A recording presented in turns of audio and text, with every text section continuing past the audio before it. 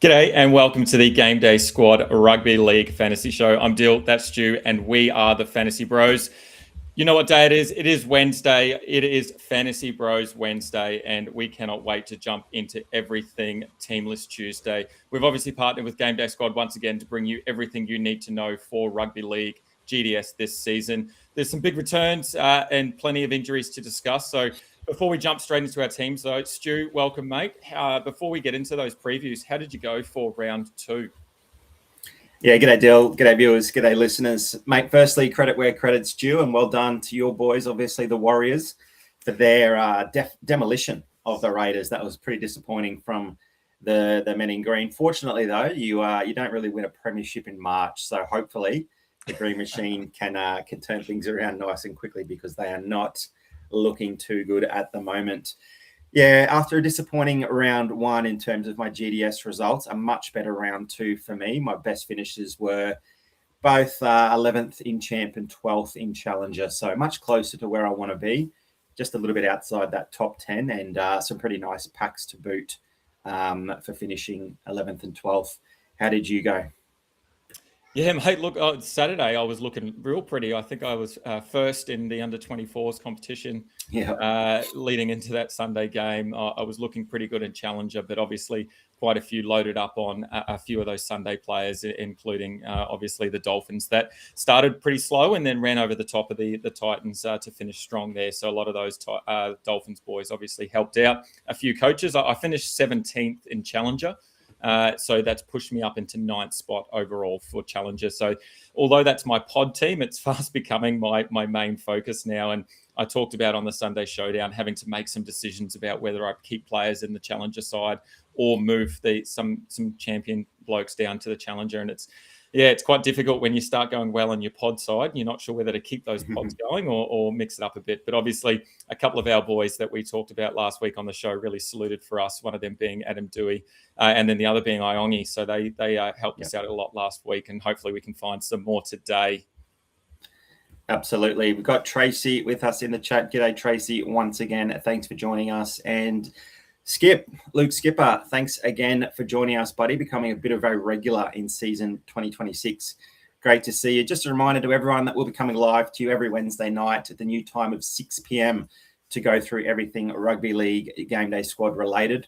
And we'll also be coming to you live every Sunday afternoon. Some of you have already joined us there for the Sunday Showdown competition. We'd love to have a few more of you hang out with us, a little bit more casual, bit laid back, watch some of the footy through the first half and cheer on some of the players we've got in that Sunday Showdown team. We've already got two teams that have saluted that have won round one and round two and have already got their ticket into the finals for their shot at $5,000. Make sure you join us Sunday so that you can see some of our tips and who we are going to start in our Sunday team. Our weekly Wednesday shows, as always, we'll be previewing who we think are the best plays across each of the positions. We're going to structure things slightly differently now. We're going to talk about some of the strongly considered players. We're going to talk about some points of difference, and while we might not go into too much depth about all players, we're also going to have on screen some of the players that we're looking to stay away from for various reasons. So if there's anyone on the screen during those positional previews that you're quite interested in or wondering why we have them as a fade or a pod or a must start, let us know in the comments section. We've got Shawnee Walcott there as well. G'day, mate. Thanks for joining us once again. Maybe it's the earlier time deal that the 6 o'clock start. We've got, I know that skips, I think, over the ditch. So maybe that the 6 p.m. start is a bit better for some of these guys to join us, but we love to see it. During the Wednesday night show, we'll also touch on our key players for the under-24 competition. We'll plug the Stats Lab primetime competition and, of course, our very own Fantasy Bros Sunday Showdown. There's also a chance for the viewers to win plenty of cards in the BroDown ShowDown segment, so stay tuned for that at the end of tonight's show. And finally, if you haven't already, make sure you subscribe to us across all of our socials. Please, it really helps us out a lot. We're on Spotify, Apple Podcasts, TikTok, Facebook, and Instagram. So make sure you drop a like and a follow on all of those social platforms. You just need to search at Fantasy Bros AU. We've got plenty of content, as well as pack and card giveaways throughout the season. We'll drop them on our Instagram and a few of our other pages every now and then.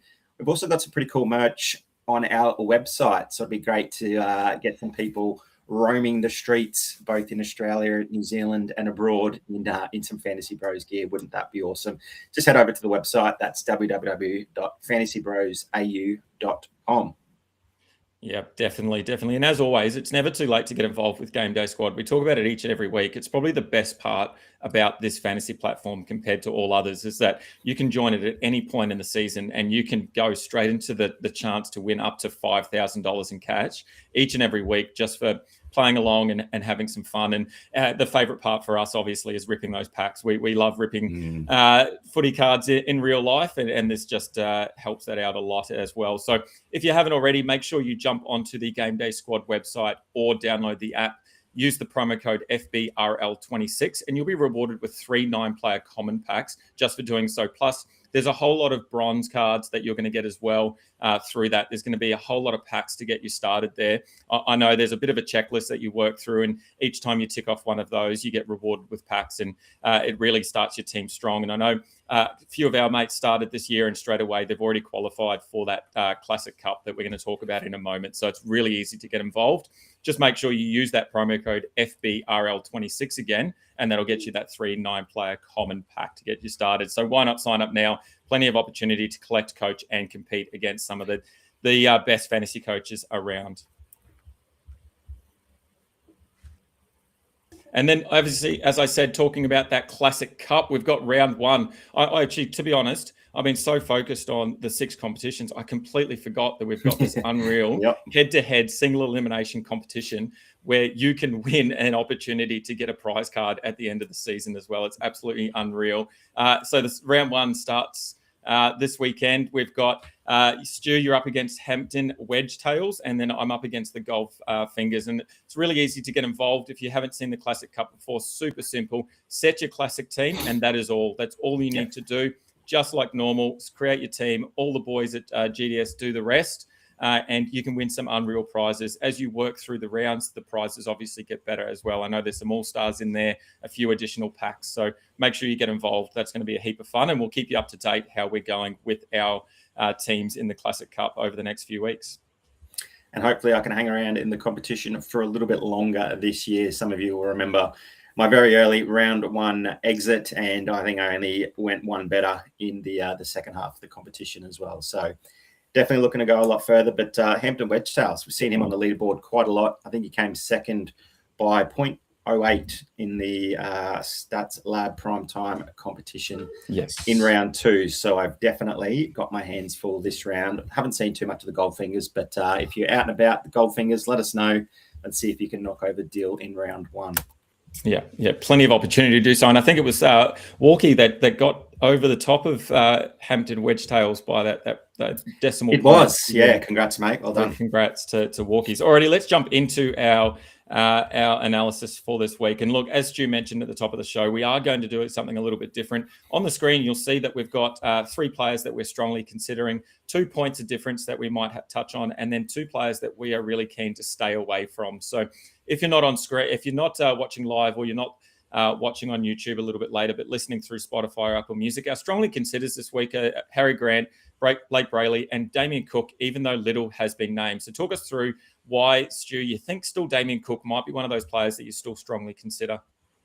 Yeah, well, you've got to consider him because he has played the 2 80-minute matches. He's averaging 72 or very close to 80 minutes. Actually had to leave the field early for a HIA, I believe. But averaging 72 across those 2 matches with a massive score over there in Vegas. Yeah, the big question mark, the big contention there is obviously Jacob Little in the number 14 jersey. Are the days of Damien Cook at 80 minutes over? Not necessarily. There is every likelihood that they do share the field together. We saw that on a number of occasions last season, and Jacob Little coming onto the field early was really beneficial for their attack and allowed Cookie to play a bit of a roaming, bit of a running sort of number 13, and he still got through a really similar amount of work in terms of tackles. So he's still a consideration just because other than Harry Grant and Blake Brayley, there aren't too many really good options that I'd want to go for. And if you're not too sure about the Harry Grant matchup with the Bronx or Blake Brayley, if you're not happy with his 50-odd points through 55 tackles, and you want some upside because you saw Damien Cook's monster out in Vegas, it could be a decent pod. We could still see 70 or 80 minutes. For me, it just it's just going to be how that combination with Jacob Liddle turns out. I think I'm going to wait and see how that dual hooker role shakes out there at the Dragons. And I'm sorry to the Harry Grant players, but I'm going to jump on him this week. I haven't played him all season. He scored 3 tries in those 2 matches for scores of 72 and 68. So my apologies if Harry Grant has a bit of a shocker or doesn't find the try line there against the Bronx. Really interested to see what happens there at the Dragons. There could be a world where both Damien Cook and Jacob Liddle are GDS relevant. We did see it last season. I just want to wait and see. Yeah, the Harry Grant one's an interesting one. The Broncos obviously been pretty good against hookers at the moment through their first 2 games. Small sample size, obviously, but only allowing 29 GDS points to the 2 hookers that they've faced, an average of 29 GDS points. But Harry Grant's obviously better than Mitch Kenny and Talon De Silva and Riley Smith, etc. That have played there in that hooker role. So, yeah, there's plenty of upside for Harry Grant.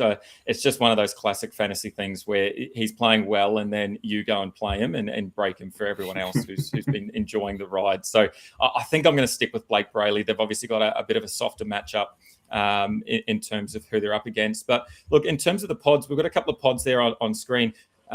Reece Robson finally comes back into the Rooster side, and that could definitely be an opportunity for some coaches who want to get ahead of the game. A little bit like I think maybe Adam Dewey's your call on Adam Dewey last week, wanting to get ahead of the game there. So Reece Robson's probably an interesting one to see and how he goes. The other one there is Bailey Hayward, but you're pretty keen on Reece Robson, or is that someone that, again, you're just going to look at and maybe see what his minutes shape out based on Watson still having that number 14 jersey? Yeah, not super keen. More so just interested to see what does play out there. And if his move to the Roosters does ignite his fantasy scoring, he could be a guy that we are talking about in this position in the weeks to come. But definitely want to be able to see it first. We know that he got close to the 80 minutes year in, year out at the Cowboys, but didn't regularly do too much with it other than the decent tackle numbers and a bit of nice base through his running game as well. The expectation is that still 80 minutes at the Roosters would see him maybe jag a few more attacking stats, given, likely in a better attacking team with, Teddy roaming through the middle and some really creative ball players on both sides of the field. So it's probably just the role and the minutes will be a big watch this round. I think Connor Watson is way too good to be playing, 20 or 30 minutes like we saw in round 1. He obviously got a bit more minutes in round 2, but I think Trent Robertson is still trying to work out how he's going to be using all of those boys. And if they can find a way to get Robson and Watson on the park for plenty of minutes, I think they'll be even more dangerous. So no reason to rush into Robson. If you want to get ahead of the pack and maybe hope that he has a big score in his first game back, then that's why we've got him listed as a pod. Like you said, a bit like Adam Dewey, those players coming back for their very first game, not many coaches are going to play them. They're not high on the averages list, obviously, and they might be forgotten about. So, yeah, if you want a bit of a flyer or you don't own a Harry Grant, Blake Brayley type card, he wouldn't be the worst shout, I imagine. Yeah, and look, the stats sort of point to him potentially having a decent game as well up against the Panthers. Obviously, it seems tougher on paper, but they're still allowing sort of 33 GDS points to hookers. So there's still an opportunity there. One player that I'm definitely staying away from is the man on screen there, Tommy Starling. Now, you might look at that matchup between the Raiders and Bulldogs and think, and be licking your lips and think this is going to be an unreal matchup here. Damien Cook scored 92 points against the Doggies in round 1. But really, the difference for me is Tommy Starling. He's got Jaden Brayley looming on the bench, Owen Paddy sitting in the 19, 20-man squad, whatever they've got at the moment. So I don't think there's a big opportunity for Tommy Starling. The maximum number of minutes he's seen on the park is 65, which sort of aligns with what he was doing last year and what we sort of expected from Starling last year. But he's only averaging 0.5 points per minute. So that for me just tells me a really simple story that it's time to stay away from Tommy Starling. And look, we talk about it every week. For me, it's all about the tackles. And Starling makes plenty of tackles when he's on the park, like most hookers, but he's missing so many as well. He's running a tackle efficiency at the moment is 87% across those 2 games. That's a total of 36 GDS points that he has lost through demerits. So for me, I'm just going to stick to those blokes that we know are guaranteed the 80 minutes. They're going to rack up more tackles. Yet they might miss a few more because they're making a few more, but that tackle efficiency is probably going to be closer to that 90-95% that I want to see. And for me, a bit like what Tracy has said here, Tracy Wall in the comments, Harry set and forget this week anyway. And then, look, if we see something different from Cook and we see that the 80-minute role for Cook, whether he starts in the hooker role and goes back to lock or whatever they do there, that might be an opportunity moving forward. But yeah, Tommy Starling's a big stay away from me, as is the other man on screen in Reid Marnie. Yeah, not much to like about what's happening in the hooker position there at the North Queensland Cowboys. I think Sif Kanga's got a pretty good option there as well in Brayley. Thanks for joining us once again, Sif. Great to see the howdy. Let's get rowdy. Love it. Alrighty, let's jump into middle forwards. And as always, probably the two big ones is Payne Haas and Terrell May. There's obviously one player missing there, and that's Isaiah Yeo. We've kind of gone a bit cold on him at the moment. He's sort of the role that he's got and the minutes that he's got is just not conducive to those big scores that we've seen from him in the past. So while it's not he's not getting the minutes, we're probably leaving him out of our sides in terms of those middle forwards. But we're strongly considering Haas May. And then the other one there is Stefano Utoikamanu. Do you want to talk us through why you're so keen on Stefano? I've been playing him the last 2 weeks and I love what I've seen so far. Yeah, absolutely. He got a start for me last round as well. And we spoke about it a lot in the preseason, sort of when we were previewing the Middles and the Melbourne Storm team. And his end of the 2025 season was unreal. He had a number of matches where he made a number of tackle breaks. And I think he was in double digits in one of those games as well. So when a middle forward is playing 60+ minutes with the ability to break 10+ tackles, that just puts, a really nice safe floor on what's already going to be a pretty high floor just through the natural workload that they get through in terms of tackles and run numbers.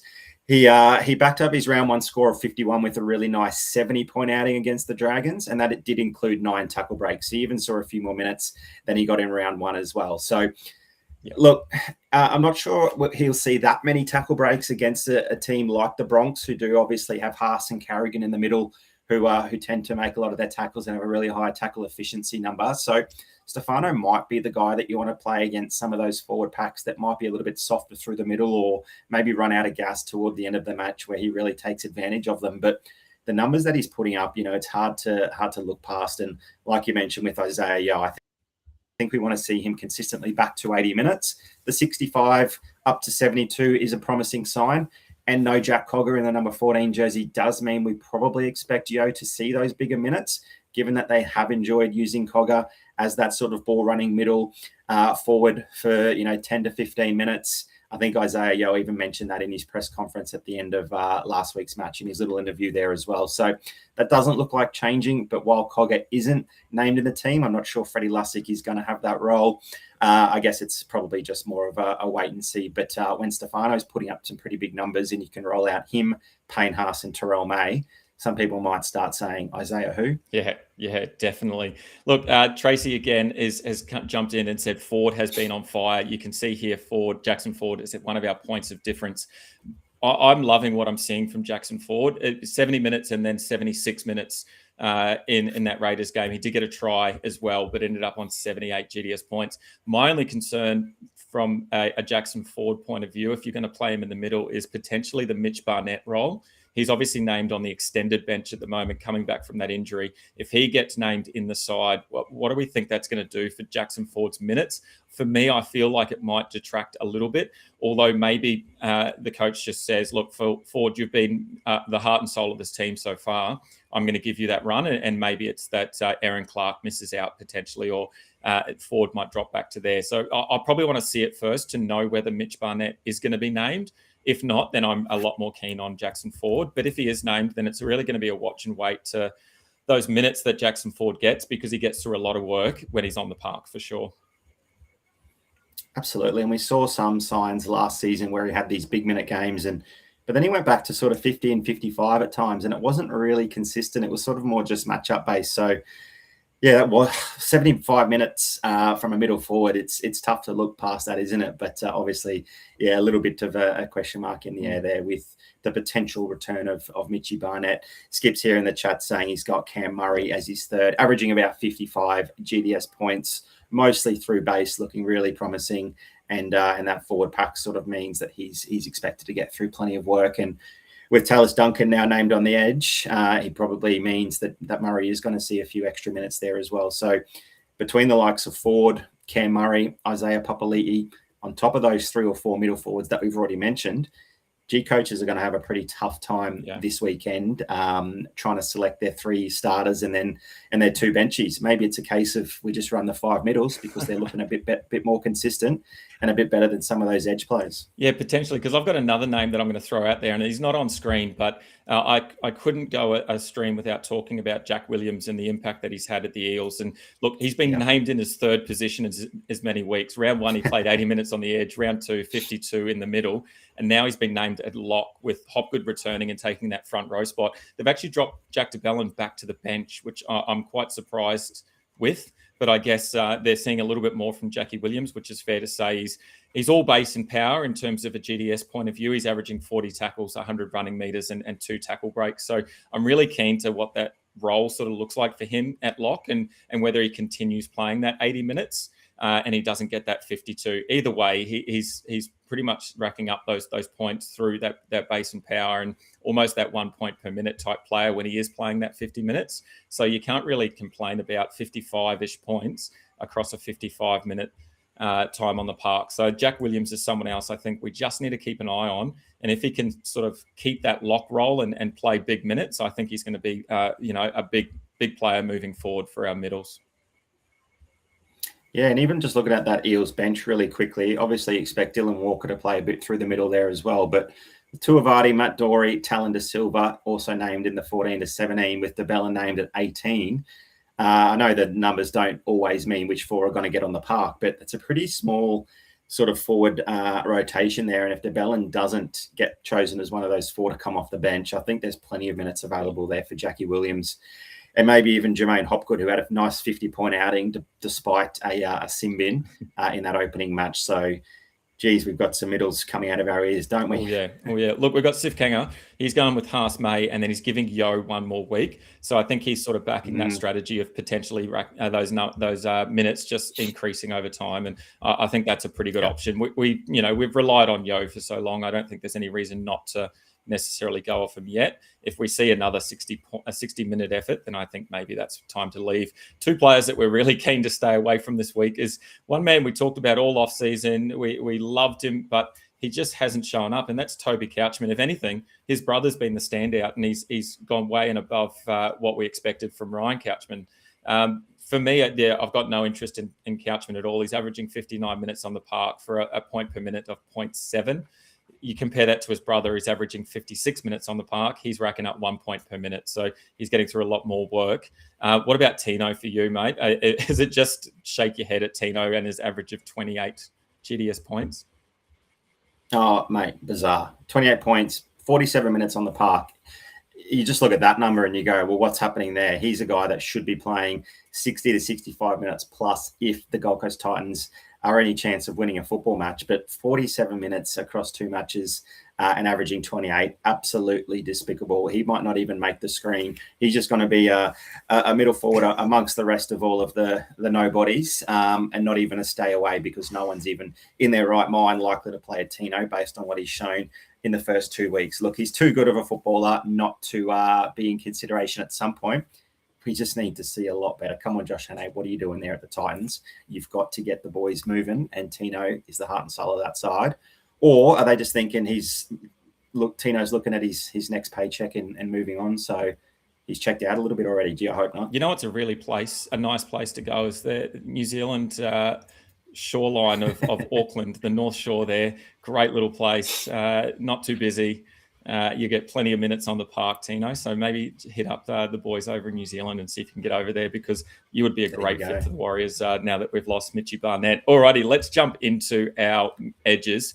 And once again, we've got some pretty good options this week. Obviously, we didn't have Jacob Preston last week, but he's now back after that bye. We've got Dill Lucas. And then Kai Pearce-Paul had a massive game on a debut for the Tigers. Talk to us about... Pretty much we're going to lock in, I'd say, Preston and Lucas, aren't we? And then potentially we're looking at a third option on our bench. Yeah, I think so. Definitely Preston and Lucas. Look, Preston's combination with Lockie Galvin in round one over in Vegas was outstanding. He scored a beautiful try. He made 44 tackles. He didn't miss one, and he scored 75 points. Sorry. The Raiders, we know, are leaking plenty of points. And look, that combination there on the right-hand side is going to cause plenty of headaches for young Ethan Sanders. He missed 4 tackles in the recent outing against the Warriors when they let in a few points. So, I expected the Dogs going there pretty frequently, and that combination is going to get better and better throughout the season. They're also well rested, whereas the Raiders had that extra time slog for Golden Point, and they've had a lot of travel over to New Zealand, and they had to play in some pretty poor conditions there. They had a long trip back after a big loss, so I think the Doggies will be licking their lips and ready to tear in tomorrow night. Dill Lucas has lost some attacking upside with the injury to Ponga. Sharp does return, which is probably a good thing for him. Still no tries or line breaks this season in his first 2 outings, but averaging 59 points without any of those attacking stats is absolutely fantastic. But you know that they'll come eventually, whether it's through some tackle breaks, some line breaks, a try assist, or eventually a try. But the 59 points without any of that so far is fine. And we mentioned that on the Sunday Showdown, where we didn't really talk about him at all because he wasn't really featured in any of the attacking, yet he was almost at the top of the scoreboard every time we had a look at the match stats. So he just gets through a bucket load of work and is able to rack up points quite easily. And then, bring on that attacking stat, particularly with the return of Fletcher Sharp. The Warriors are travelling, which we don't really do too well when we travel. But there are a few injuries there at the night, so we'll have to see how that shapes up. Mate, Lecker is one of our points of difference, and I talked about him as my whinge of the week on the Sunday Showdown. And look, I'm not going to make the same whinge twice. I'm not going to whinge about that again.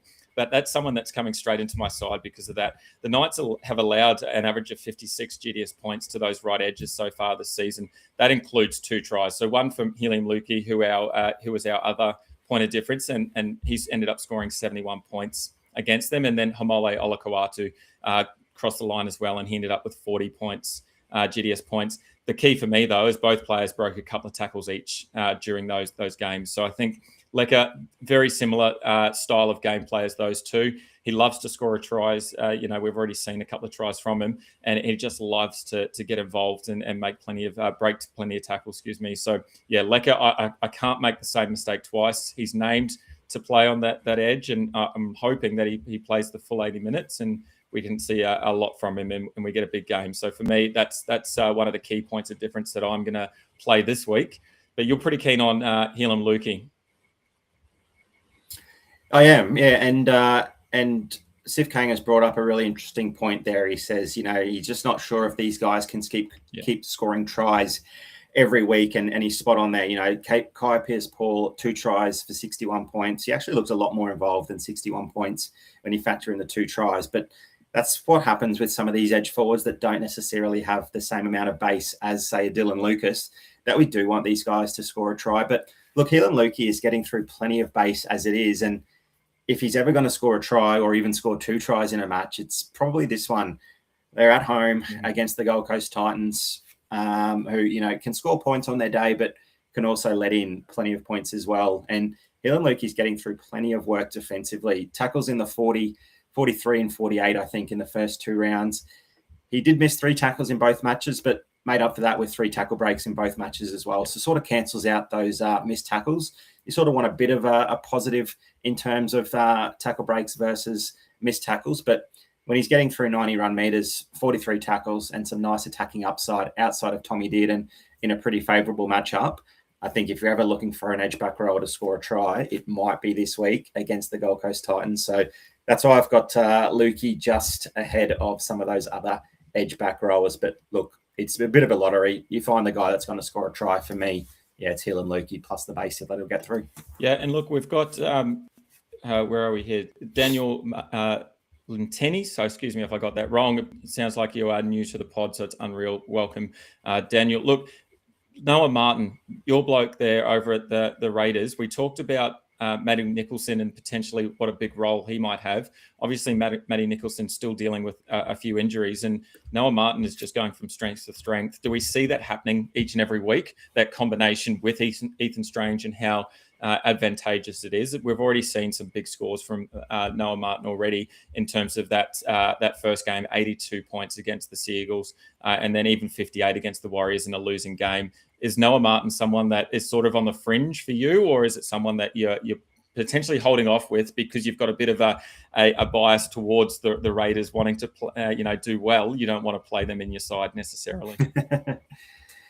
Yeah, it's really interesting situation, isn't it? He's sort of come from the clouds a little bit. The Matty Nicholson injury has murkied the waters even further. But look, 48 and 51 tackles in back-to-back matches is unreal. So obviously Sticky likes his defensive output. We're just seeing an edge-back rower in Simi Sasangi play in the centre position once again with Matty Timoko. Look, he's a New Zealand international. He's a pretty good footballer. He's played in that Canberra Raiders team for a long, long time. That's the situation that's just really confusing at the moment. At any point in time, whether it's, one Noah Martin missed tackle or, one bad error from Simi Sasangi, and we could see, some completely different rotations being used. And it could mean that rather than Timoko playing in the middle for a random 10 minutes, which added absolutely nothing to the team, maybe he moves into that centre position and Sasangi either goes to the bench or even starts in that edge back role position. But look, if Timoko does start, which you probably do expect, he probably is a better centre than Sasangi, let's be honest, then where do you use Sasangi? He's obviously played some really good football over the past season or two, and Sticky wants to reward that. The only position really that fits in for him other than an injury during the game would be that Noah Martin position. So I don't know. I just think it might happen at some point. But if Noah Martin keeps getting his 80 minutes and keeps getting plenty of points and shoring up the Raiders' defence, then I've got something a little to cheer about. I just think I might look for a bit of upside elsewhere and let that Raiders rotation just play out a bit more. And I guess because Noah Martin has been making waves for the Raiders and that connection with Ethan Strange on that right side, it means that Huddo Young has quickly become a player that we're starting to stay away from. As you can see on screen there, an average of 44 GDS points from a player that was, averaging close to 60 pretty much the whole of last season, to the point where I think there was 3 games in a row when he had double tries, and we're sort of talking about him as going to be one of the top try scorers for the season. Is it the effect that we're seeing that Ethan Strange has moved to the other side, or is there something else that's not quite clicking between Young and Sanders potentially? Yeah, I think a bit of column A, a bit of column B. Obviously, Jamal Fogarty isn't there sort of marching them around the field, and he got them in very good positions, obviously, with his kicking game and, his control and his level head, that sort of thing. So it will take a bit of time for those two young halves to sort things out. There will be occasions, there will be matches where Huddo Young does go off and score some big points, but through 2 games, no tries, no line breaks, no line break assists, just the 5 tackle breaks and 3 offloads. Those are some numbers you really don't attribute to Huddo Young there. So obviously not getting the same amount of ball and the same amount of quality ball. So yeah, until things change, we're pretty blessed with both middles and edge back rowers.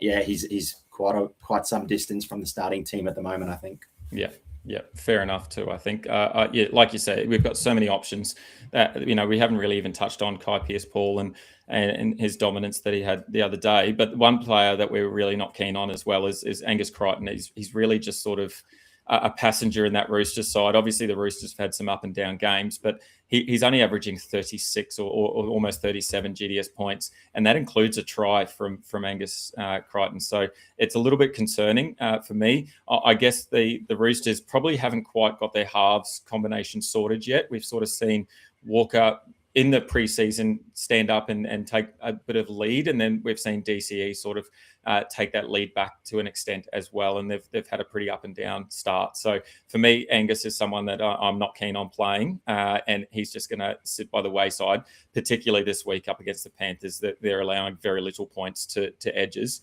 in particular on that left side. So I think it's just a watch and wait again. If the Roosters start to find some form and they start to get better, I think that's when Crichton's probably going to step it up a little bit. But at the moment, it's pretty much all the Roosters this week anyway. For me, they're probably going to be in that stay away column. If we thought Huddo Young's numbers were poor, Angus Crichton, 2 tackle breaks, 1 offload. He's given away 3 penalties, made 3 errors, doesn't make for pretty reading. You want these guys minimising the errors and penalties. You want them breaking plenty of tackles.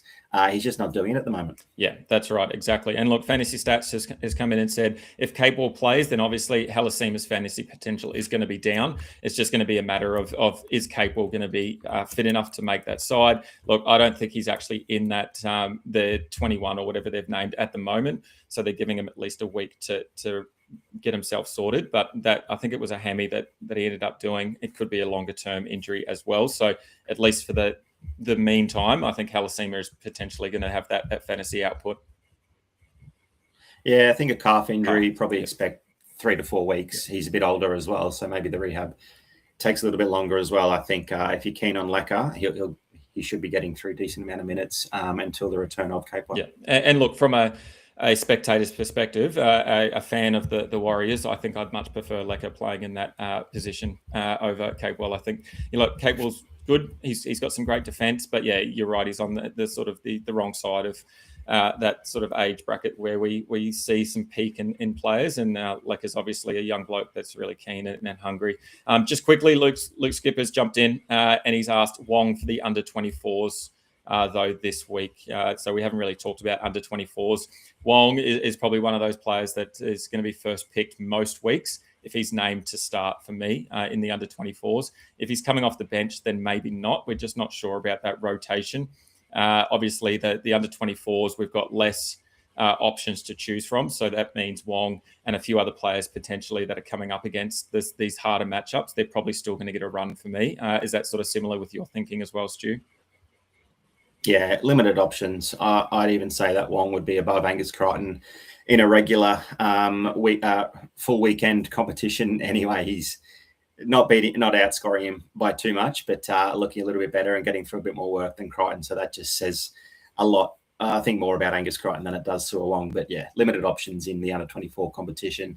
As long as he's on the edge there, looking for big minutes, despite the Penrith matchup, hopefully still gets through plenty of work. But if you can find a couple of extra guys that you think are going to go off, then he wouldn't be the worst guy to leave out with a tough matchup. Yeah. And I think Angus is just getting his reps in for rugby, starting at the where does he start at the end of the season or the beginning of next season, the rugby union contract. So he's obviously on his way out. So yeah, maybe he's got his one eye on that, 1 foot out the door. Alrighty, let's jump into the halves. And look, the first man picked in my team this week, finally, my boo, Nico Hines, doesn't have a tough matchup, or not. We obviously faded him with that tough matchup against the Panthers. And look, that was a good call. He got 38 GDS points, which, it's kind of probably expected the way that the Panthers are defending and playing at the moment. They're playing some unreal footy. It's a very stark contrast to last season where we saw the Panthers struggling early in the season. He now comes up against Nico Hines. That is probably a favourable matchup up against the Dolphins. We've sort of seen the Dolphins have some ups and some downs. They obviously put on a second half performance against the Titans on Sunday. But look, halves against the Dolphins so far haven't been outstanding. If you take away that Cody Walker 54-point effort from round one, we're there's not a lot to look at, but they probably haven't had the expertise, the knowledge, the silky smooth hands and hair of Nico Hines coming up against them. So for me, I think he's just going to put on a clinic similar to what he did against the Titans. As I said, the Titans almost touched up the Dolphins, really. So I think that's going to be one up for the Sharks and for Nico Hines. I expect the Sharks to probably take a lot out of the game against the Panthers and then probably exact some revenge as well on that iffy defense. We've seen plenty of times that Dolphins defense is just not quite up to scratch yet. They're obviously attacking quite well, and that's where they're sort of getting involved in games. Their defense is letting them down a lot.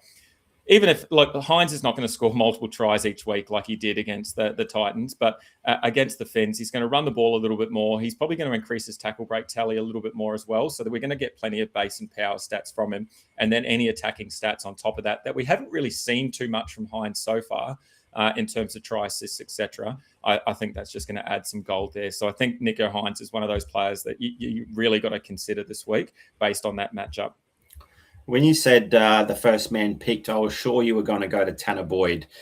The question for me is, can this run of points continue? 2 tries, 12 goals, 4 try assists inside the first 2 weeks of footy. He sits atop the average points for all halves, second in averages for the entire competition behind Adam Dewey's massive 94 in his first game after the bye. Look, the Warriors do travel. They don't travel that well, but they do get the injury-depleted Knights who won't have KP or Dill Brown in their 17. First of all, where has this come from? And can the run of form continue to the point where we still play him in our GDS teams for at least another week? I have no idea where this form's come from. Look, I was sitting there in game one about to, be disappointed in the way that the Warriors matched up against the Roosters. I was ready for us to get absolutely rolled. Looking at the team on paper, going DC and Emmy Walker, two of the best halves in the competition, up against Tanner Boyd and CHT. It looked horrible. It looked gross on paper. And Tanner Boyd looks like he is an absolute star. He's been in everything. He's been involved in every element of that Warriors team so far. The question marks around it, though, for me is he's now lost his halves partner in CHT. He's got either Hansen or potentially Jet Cleary, which I know a lot of Warriors fans are super keen to see. Jet Cleary's been playing some unreal footy in the lower grades, so I'd love to see him get a call up. So I just want to see how that goes. Obviously, that partnership's going to be really interesting. It doesn't mean that Tanner Boyd takes on even more responsibility as well for the Warriors, probably. He's probably going to have more kicking meters. He's probably going to get a few more touches and get his hands on the ball a little bit more. So can he translate into GDS points? Potentially. I think there's a really good opportunity for him based on what we've seen. The Knights are averaging about 44 GDS points so far to those left side halves. So if we see Tanner Boyd down that left side, I think that there's going to be some opportunity there for him, especially with a few Knights out. But then the question mark as well over the Knights team is as Tracy Wall pointed out, it's going to be Fletcher Sharp. He returns from that injury probably earlier than expected, maybe slightly. I know they said sort of 2 to 3 weeks, but it looked probably worse than what it was maybe. But he's done quite well to get back. Is Fletcher Sharp someone that you're pretty keen on up against Tanner Boyd, up against the Warriors? I don't know. Does he come back this soon if KP and Dill Brown are good to go? I'm not so sure. Is it a matter of they're already down these two? They can't afford to be down. They're arguably one of their top three best players as it is in Fletcher Sharp. So I'm a bit hesitant there. The fact that we've got three really good options in those guys we've mentioned, provided Tanner Boyd can get things going again after the form he's in. I don't know if I'm going to be able to plug Sharp into too many sides. Obviously very talented, and what he showed in round one in the 28 minutes that he was on the field was breathtaking. You're right, though. The amount of pain he looked like he was in almost looks like it was season ending. So great to see him back so soon. You just, these things can happen again pretty frequently, particularly if, he's a bit touch and go, maybe not fully fit, but, says, no, I'm good to go, put me in.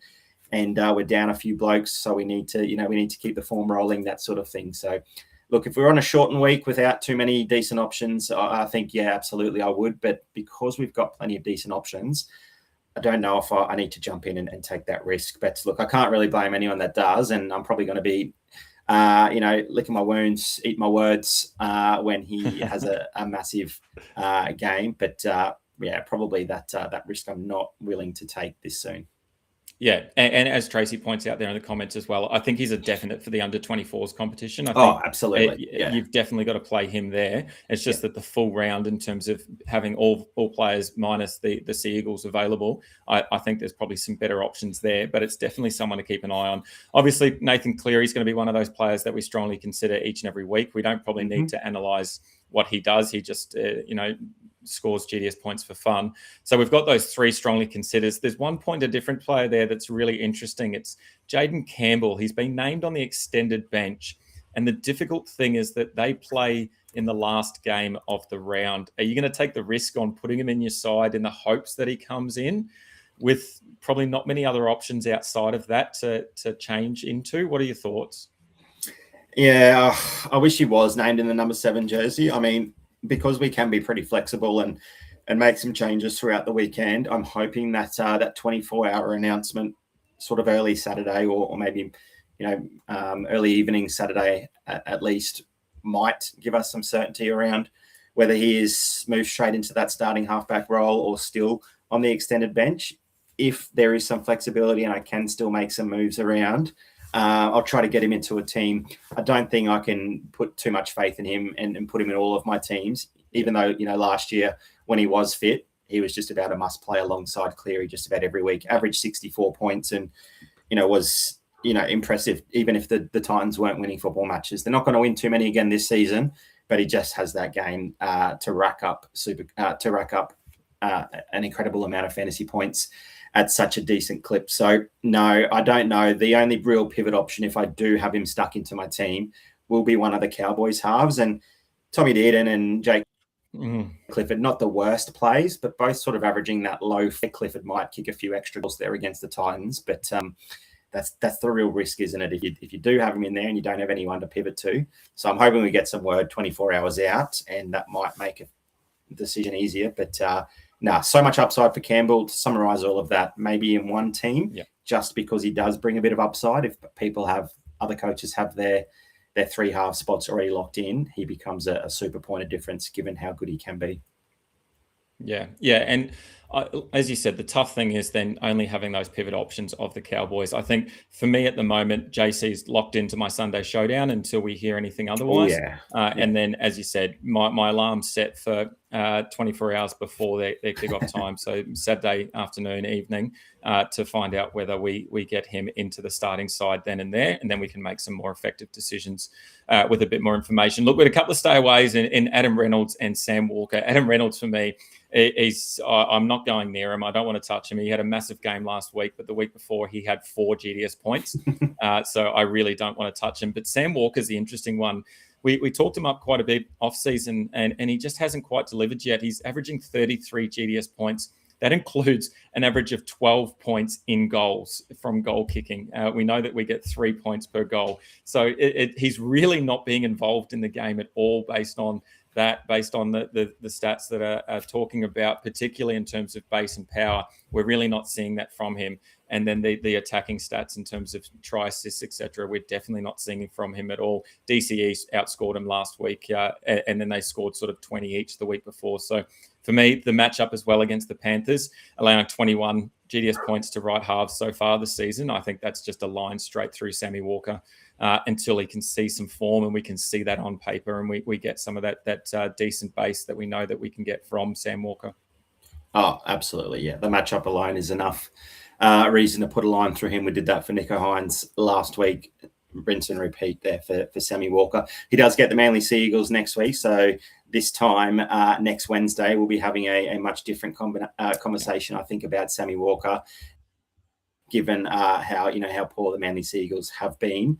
And he may be a guy that we look towards with a little bit of upside there. But look, Adam Reynolds might not even take the field. I think he's all but been ruled out of that match. If he hasn't already been ruled out, I think he's unable to overcome that rib pain from last match. So yeah, I think he won't be taking the field. But even if he does, regardless, that inconsistent scoring and up against the Melbourne Storm, definitely a big no-no for me. No, definitely not. Just quickly before we move on to the centres, I can't remember if we've said this or you've said this on the podcast or not, mate, but I know that you're pretty keen on the Seagulls to run the wooden spoon this year. So I just wanted to point that out on stream if we haven't already done so.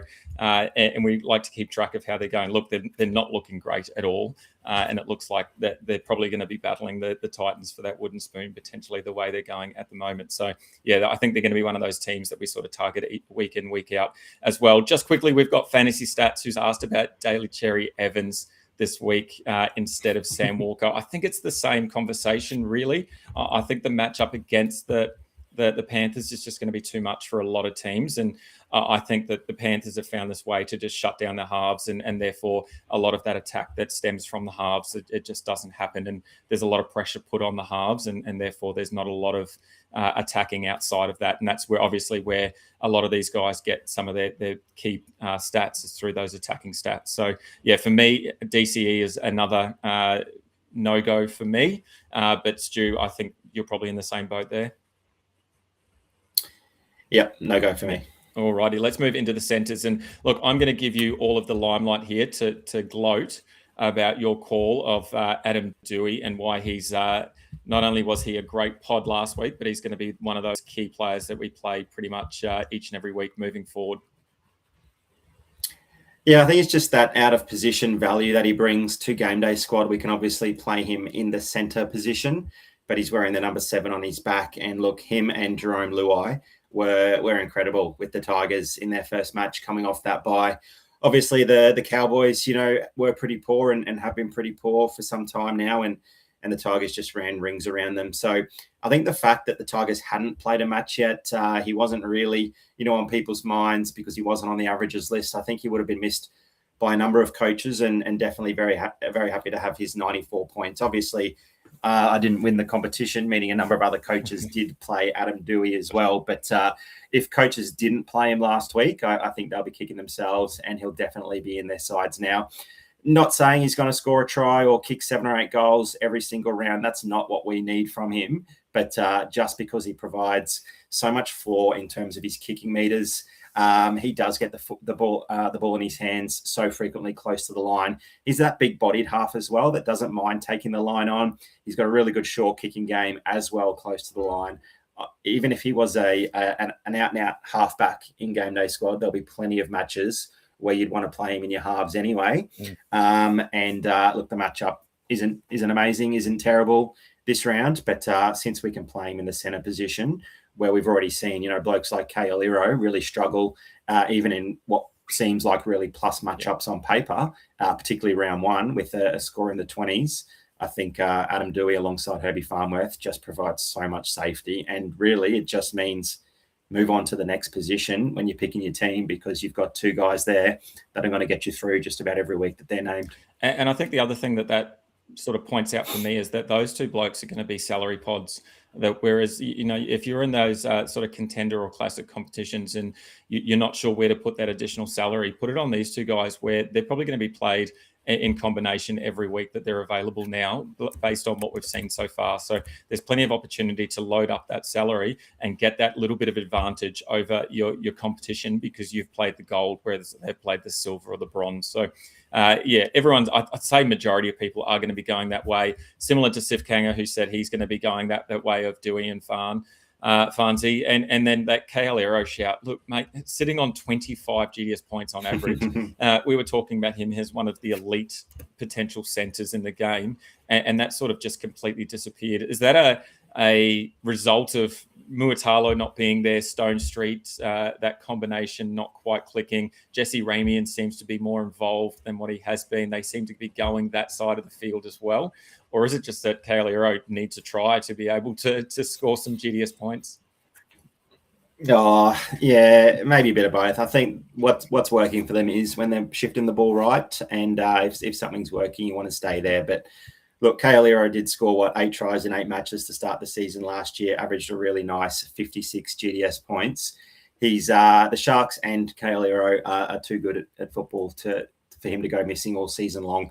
If he's going to score some points, it's probably this weekend against the Dolphins, who looked pretty poor for about 60-odd minutes there against the Titans, who lost by 50 the week prior. Yeah, look, bit unfortunate if you did play Iro in those first 2 weeks, or you probably didn't play him last week against Panthers anyway, but people will be hurt by the round 1 play against the Titans. I think that means he could even, be listed there at the point of difference, but just because we saw so much stability from him last season, he's not forgotten how to play. It's not like he's gotten old and he's gotten injured. It just hasn't happened yet. So, yeah, I'd consider playing him if you didn't have a Dewey or a Herbie Farnworth card, or you didn't like the matchup for one of them. I think it'll happen eventually. But yeah, Ramian and the right-hand side, they have looked a lot better, haven't they? So if you want to go him as a point of difference over him, that's why we've got him listed there at the point of difference, alongside your man, Val Holmes. My man, Val Holmes. Look, I've been critical of Val Holmes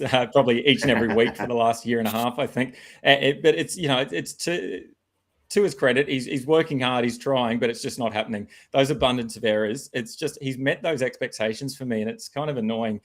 So far, he's missed a combined 8 tackles, plus he's made 1 error and conceded 1 penalty, and that's in 2 games. That's 31 GDS points that he's lost in demerits.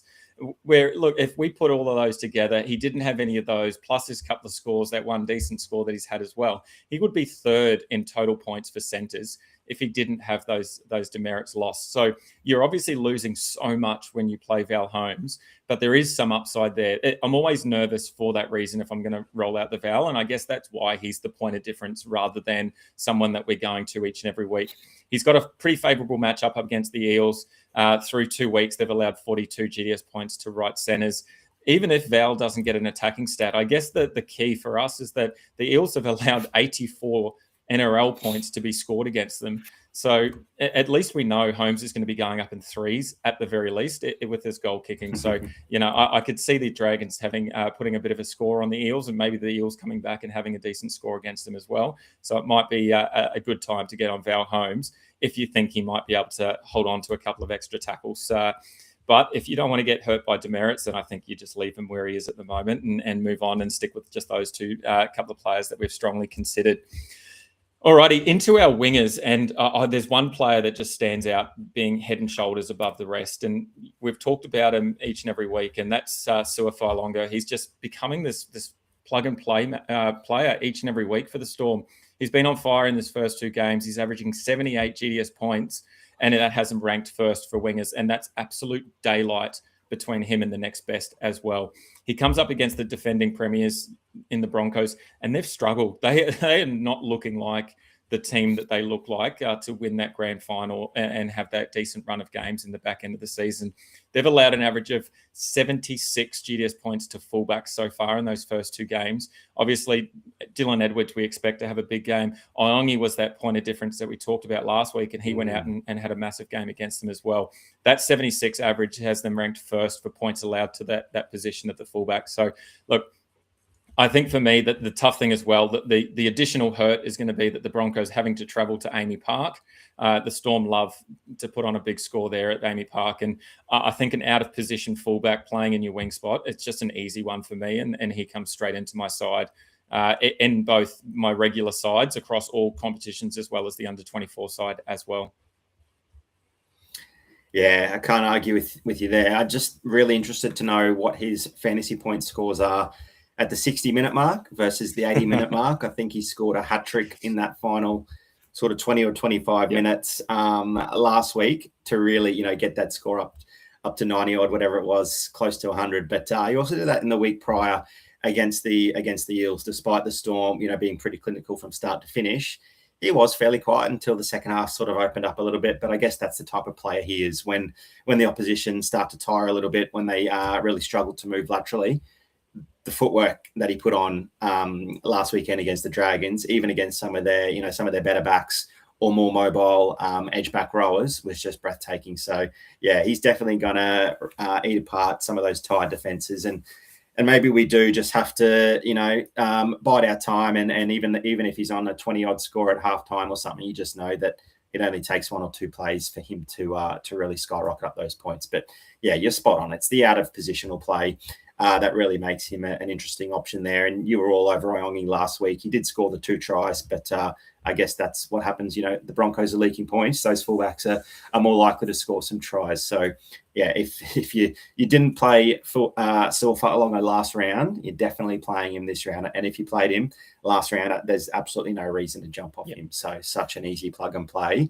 The only reason you wouldn't play Fa'alonga is if you didn't have your card, or if you didn't have his card, or if the game got cancelled for some reason. Yeah, and look, Walkie's here. He's looking for a sewer diamond. So if anyone's got one, go and hit up over on Discord. I'm sure he would be super keen. Now, the question is, we've got 2 really good options in the strongly consider in Sione Katoa up against the Dolphins, and then Jacob Kiraz. Obviously, the Jacob Kiraz one, his average there of 59 is only based on the 1 game he's played so far. But Sione Katoa is probably the interesting one, I think, for me. His average there of 62, and that includes a game against the Panthers. Is that sort of where you're leaning based on that performance last week, that if he can do it against the Panthers, he can do it against this hapless Dolphins defense and put a big score on again? Yeah, I think so. I mean, Jacob Kiraz was the guy that we sort of just pivoted back to whenever we weren't sure about what winger to play last season, just because he gets through plenty of base. He loves to throw an offload, and playing in a Dogs team that are pretty decent in attack means he can fall over the try line every now and then. But yeah, look, the Sharks have shown their hand a little bit, that they are moving right a little bit more frequently. And And you're right, a try against the Penrith Panthers when they were outplayed. He still made 9 tackle breaks, and he got 9 tackle breaks in the match in the week earlier there against the Titans. So it's only 2 games, but averaging 9 tackle breaks and 18 points there just for breaking tackles amongst the line breaks, the run meters, and the tries that he is scoring, make him a pretty tempting play alongside, that man in Jacob Kiraz tomorrow night. And even Braden Burns, who some coaches might consider. We also saw Fletcher Hunt enter the game late last round, and I think even top score for the Newcastle Knights in that round as well. So finally, we've got some life breathed into the winger position. I'm still not certain. I might just have to play a few of these guys and hope. Are you any closer to picking your second winger? No, not really. Just looking at the stats for Jacob Kiraz up against the Raiders have been pretty good at defending against wingers on both sides of the park. They're sort of sitting around that 25-ish average for both sides of the park in terms of wingers. So obviously that is one story to tell. Jacob Kiraz is a different beast compared to some of the wingers that have come up against the Raiders so far in terms of the way that he plays, as you said, with that offload. But I think I'm leaning Sione Katoa at the moment, just based on what we've seen from that tackle breaking, from the base and power, and then the way that the Sharks are trying to attack that side of the field rather than the other side, while Ronnie Muatalo is recovering. So for me, I think it's going to be Failongo and Katoa, but mate, I was even looking at Fletcher Hunt, which I don't know if I've ever done before in my life, when I was starting to put my side together on Monday night, thinking, he could be a really good option this week up against the Warriors. The Warriors are travelling. He's going to get plenty of ball. Fletcher Sharp now back as well. Yeah, there's plenty of options this week. I think I'm going to stick with the Failongo Katoa, but like you say, I think there could be some diversifying across a few teams and hope that a few players hit quite well, because some of the stats aren't backing up in terms of Kiraz in particular. That makes me a little bit nervous.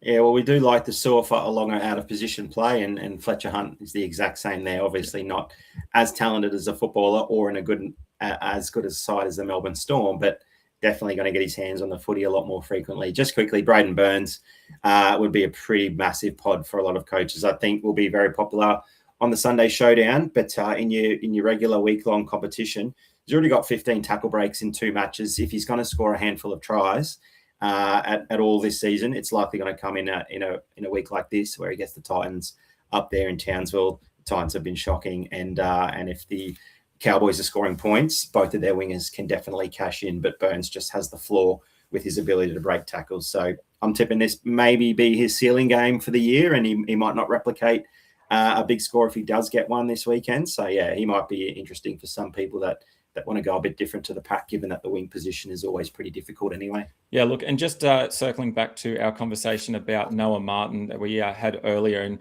you mentioned Matt Timoko being on that extended bench. I've just got the 24-hour mail, and they've actually dropped him completely from the side. So Matt Timoko, an international player, has been dropped completely, and they're really keen on that Simi Sasagi in the centre there. So, yeah, it's some interesting news.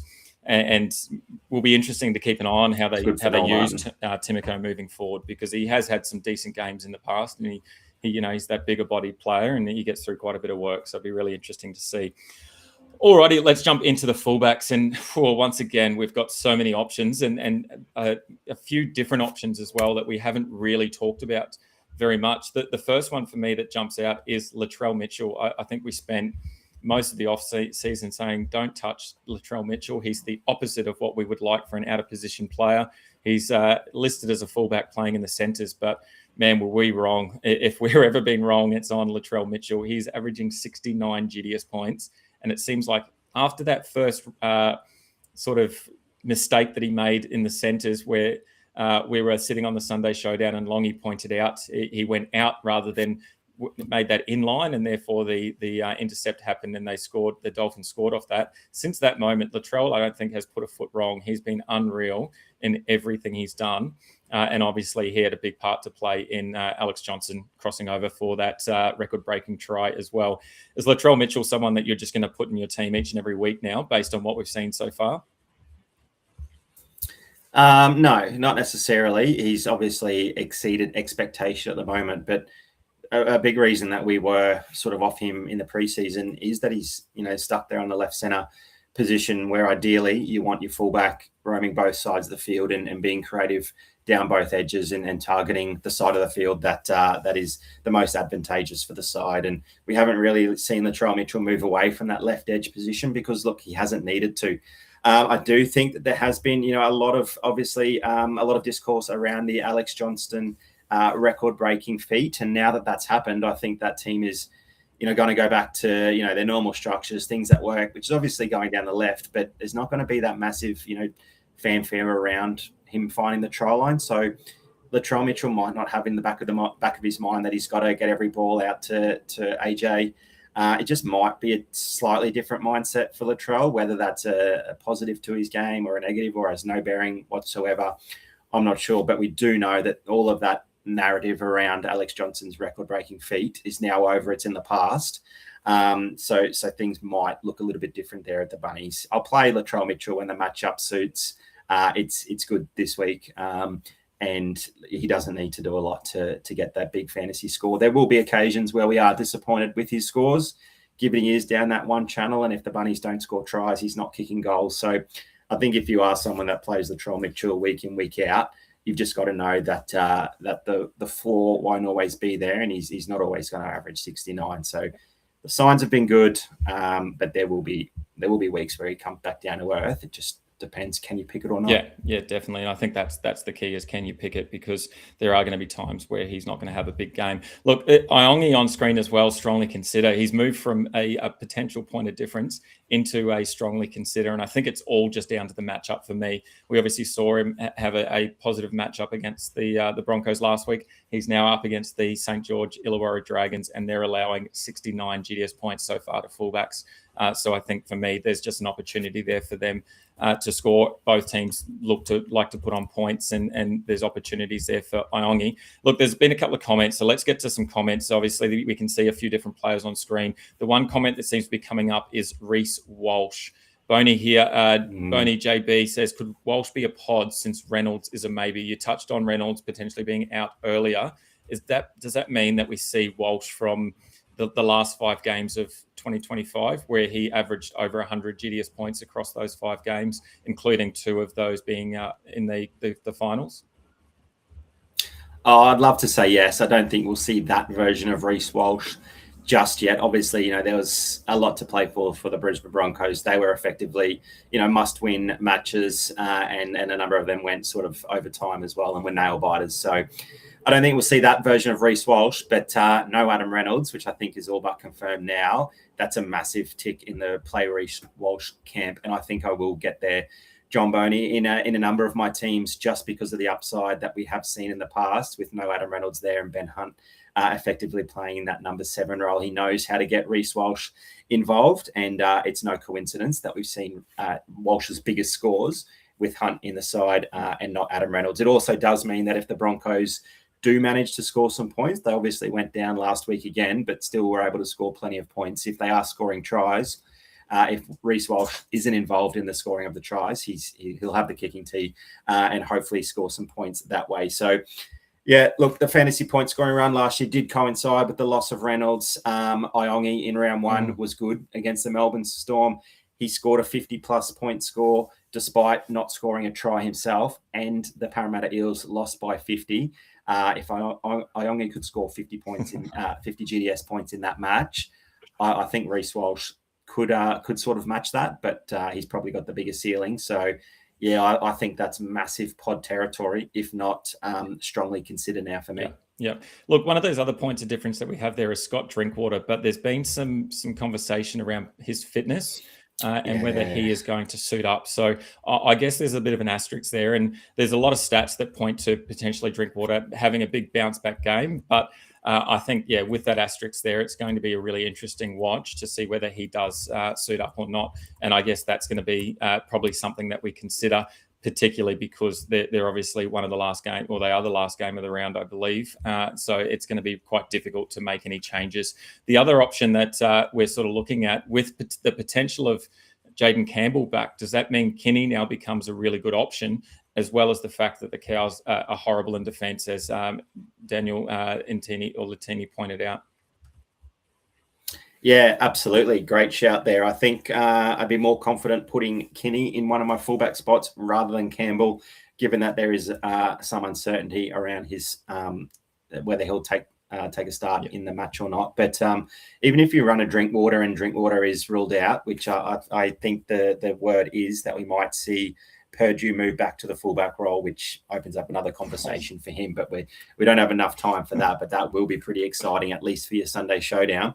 Look, if Drinkwater doesn't take the field on that Sunday afternoon, then it's really easy to pivot there across to Kinney. But look, if Jaden Campbell is named, I think that gives me more reason to put him and Kinney into the side, which means I'll be really flexible this weekend. And I think just like the Adam Dewey from last weekend, if you want to find a couple of players with some massive upside that not a lot of people will be on until they have their massive score, it's probably these two blokes this weekend against the Cowboys. For all we know, it could be 38-34, or it could be a really dour affair like last Sunday evening where it was super boring and I think I struggled to stay awake. Luckily, it was the later game. And I got to bed nice and early there on the Sunday night. Let's hope there are a few more points up there in Townsville. But yeah, if Kinney or Jaden Campbell or both were in my side come Sunday Arvo, and my main side I'm talking about here, not just my Sunday showdown, then I wouldn't be surprised. Yeah, look, I'm going to talk about one more player really quickly because we need to jump off very soon because the AFL show is jumping onto the back of this and they'll be on very soon as well. So if you're really keen, make sure you stick around. Plenty of Fantasy Bros to go around. Look, James Tedesco is a player that we've actually got on the stay away list. And look, he is one man that I'm definitely staying away from this week. And look, obviously we've already talked about plenty of Roosters up against the Panthers and why we're not going near them. But look, I said last week stats don't really matter for Tedesco. However, I think there's one exception, and that's up against the Panthers. I just think it's just better just not to play any player up against the Panthers. So far, they've decimated the defending premiers and then shredded the Sharkies as well. In both games, they restricted the opposition fullback to less than 25 GDS points. And after 2 games, that's the best defense in the competition against fullbacks so far this season. Obviously, smaller sample size, some decent fullbacks in that lot as well. But I just find it very difficult to see James Tedesco having a big game that we are used to seeing. The Roosters obviously are improving as well. That he had a try, but he failed to crack 50 GDS points. So it's pretty disappointing there from Teddy. If we get a try from him, it's sort of in the 90s usually.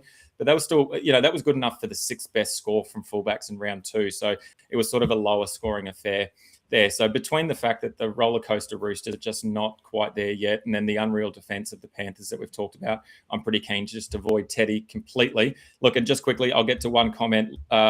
Skip asking about Walsh. We've covered him, so we definitely are pretty keen on Walsh now that Reynolds is out. But if you want some more analysis, make sure you go back and rewatch what Stu was talking about. Alrighty, let's jump into our consensus starting 13. So again, something a little bit different.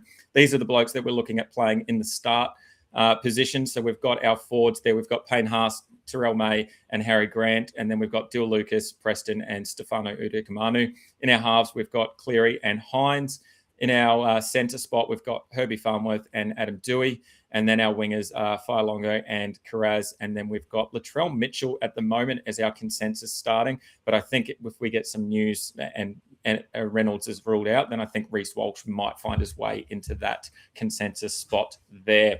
Alrighty, on to BroDown ShowDown. And once again, I went down. It was very close. Failongo obviously put on a big score, but then Payne Haas just dominated, and Terrell May in his first game back just couldn't get it done. So Stu took the lead there in 2-1. That also means that he's taken the lead 2-1 for the whole season. Now, if you want to get involved in BroDown ShowDown, it's very simple. We are going to show you our tips for this week, and then all you need to do is comment on who you think is going to win the BroDown ShowDown. Similar to what these people did here, we've got plenty of players, plenty of coaches on screen on the wheel this week. Going through them very quickly, we've got Walkies, Roshni, Matt P, Ganners, Coach Stephen Mian, John Boney, Mel's Misfits, Tracy Wall, and Skipper, all on this wheel. So let's spin this wheel, and they're going to win a 3-player rare pack. Here we go. Good luck, everyone involved.